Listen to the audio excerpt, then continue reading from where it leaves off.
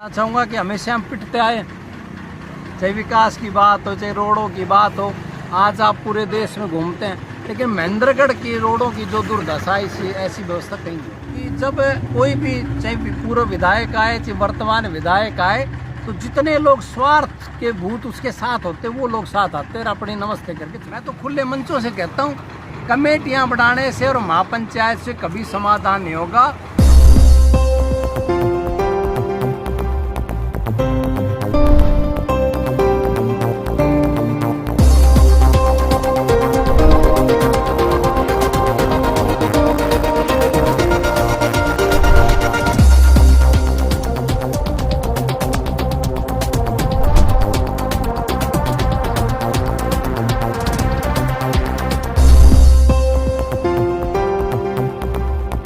आए, आपकी जो अवस्था है सभी से सबको मालूम है कि किस अवस्था में आज हैं आप एक्सीडेंट होने की वजह से। लेकिन आज यहाँ पर आप दुकानदार साथी जो यहाँ पर बैठे हैं नगर पालिका प्रशासन के द्वारा दुकानें तोड़ने के विरोध में अनिश्चितकालीन धरने पर, इन साथियों का आप सहयोग करने के लिए आए हैं या मतलब कुछ समझाने के लिए आए हैं, क्या कहने के लिए आए हैं, बताएं। सबसे पहले तो मैं ये कहूँगा, जितने भी दुकानदार साथी यहाँ बैठे हैं, जिनकी भी यहाँ दुकानें थे, मुझे व्यक्तिगत तौर पे बड़ी तकलीफ़ है इस बात की कि ये गलत हुआ। मैं ये कहता हूँ, अगर ये चीज़ अवैध हो सकता है, ये वैध या अवैध का मैं सर्टिफिकेट नहीं दे रहा, मैं ये कह रहा अगर ये अवैध थे तो कानूनी प्रक्रिया पूरी करते, सरकार या कोर्ट जो भी न्यायालय फैसला करता मानते, और न्यायालय के फैसले को तो सारा देश दुनिया मानती है। तो इनके साथ जो वह भरी दुकानें थी, सामान उसके अंदर रखा हुआ था, और हर आदमी अपना परिवार पालने के लिए, अपना गुजारा करने के लिए लोगों से कर्ज लेकर के अपनी व्यवस्थाएं जताता है। उसके ऊपर अगर ऐसे पीड़ा पंजा चले तो मैं मानता हूँ सरासर गलत है। मैं कहता हूँ ठीक है, ये गलत अवैध थे, लेकिन अगर अवैध भी थे तो इनको अवैध तरीके हटाने की 100 तरीके हैं। इनकी कोई व्यवस्था करते, सरकार के पास बहुत व्यवस्थाएं हैं, इनके लिए अलग से कोई दुकानों की व्यवस्था करते, इनको कानूनी तौर पर नोटिस देते, कोई न्यायालय का फैसला आता तो ज़रूर ये विचार भी करते। तो इस तरीके से अगर किसी का घर उजाड़ना, रोजी रोटी करना, मैं बिल्कुल इस बात से कतई कहता हूँ 100% ही गलत हुआ। अभी आज अनिश्चितकालीन धरना है, इससे पहले बड़े बड़े आंदोलन भी हुए, मुख्यालय की मांग के लिए भी हुए। आपका भी एक आंदोलन था जिसमें आपने भैंस चोरी से संबंधित आंदोलन किया था। जी, मैं ये कहना चाहूँगा कि मैंने 20 दिसंबर 2011 को हमारे महेंद्रगढ़ ज़िले में बहुत भैंस चोरियाँ होती थी, और उसके खिलाफ हमने आंदोलन किया लोगों को साथ लेकर के। लेकिन मैं उस आंदोलन में मैं ये कहना चाहूँगा, वहाँ भी राजनीतिक शिकार हुए हम, क्योंकि हमारे क्षेत्र के लोग हैं, व्यक्तिगत जिसके साथ तकलीफ पीड़ा होती है वही आदमी बैठता है, बाकी लोग सहयोग कम करते हैं। ये आप प्रत्यक्षदर्शी हैं, चाहे आप कितने भी आंदोलन हरियाणा प्रदेश में भी और देशों में भी आंदोलन हुए, लेकिन जहाँ पे एकजुटता है, मजबूती है, एकता है, वहाँ पे लोग सफल होते हैं, और सरकार और कानून को भी मानना पड़ता है।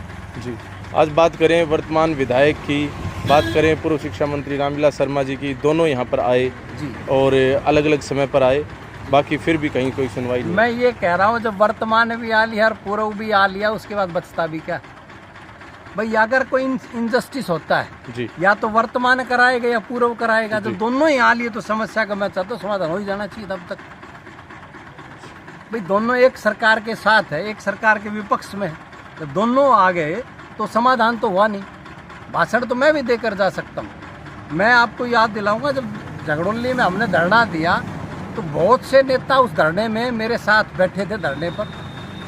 मुझे सरकार प्रशासन की तरफ से मेरे को सूचना भी थी कि भाई लाठीचार्ज भी हो सकता है, कुछ भी हो सकता है, लेकिन मैंने ये कहा था कि मैं राजनीतिक तौर पे इन लोगों के साथ नहीं आया। मेरी पीड़ा संवेदना उसके साथ है जिस गरीब आदमी का पशुधन चोरी हुआ है, और हमारा रोड ब्लॉक करना, धरना देना कोई काम नहीं है।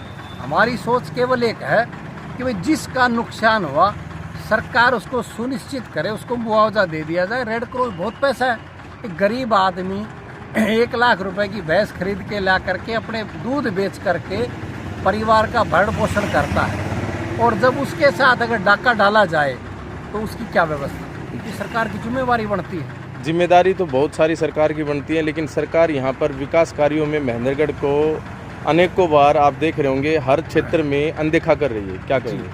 मैं ये कहता हूँ कि हमारा नेतृत्व कमज़ोर के साथ साथ हमारे क्षेत्र के लोग भी कमज़ोर कह लो या ठंडे स्वभाव के कह लो, उसकी वजह से ये होता है।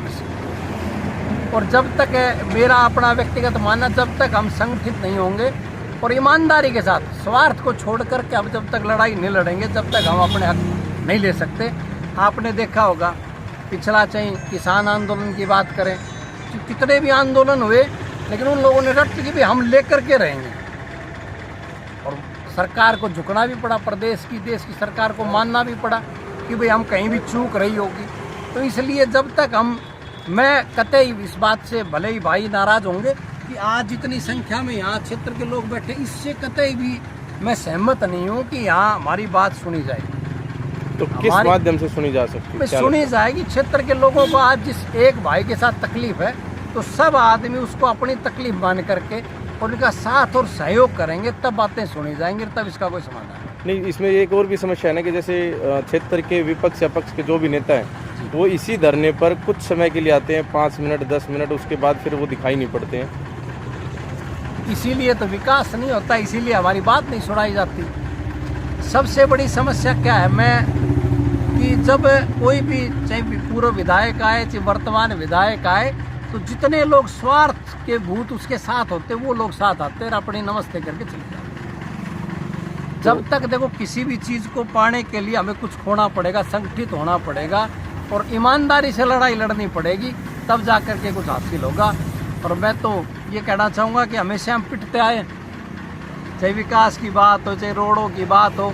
आज आप पूरे देश में घूमते हैं, लेकिन महेंद्रगढ़ की रोडों की जो दुर्दशा ऐसी, यादव धर्मशाला में महापंचायत की गई थी, उस समय मैंने कहा था कि महेंद्रगढ़ में बहुत बार महापंचायतें हुई, लेकिन आप एक भी महापंचायत का अगर रिजल्ट, निष्कर्ष तक कभी हम पहुँचे हो तो बताओ कि हमने उसके लिए महापंचायत की धरना दिया और वो चीज़ हमने हासिल की। महापंचायत होती है, उसके बाद कमेटी भी बन जाती है फिर। हाँ, कमेटियाँ बनती हैं, आप देखते, स्वयं देखते हैं। मैं तो खुले मंचों से कहता हूँ, कमेटियाँ बनाने से और महापंचायत से कभी समाधान नहीं होगा। हमें एकजुट होकर के और राजनीतिक स्वार्थ छोड़ करके हमें लड़ाई लड़नी पड़ेगी, तब जाकर हम कहीं अपने चीज़ें ला सकते हैं। जी।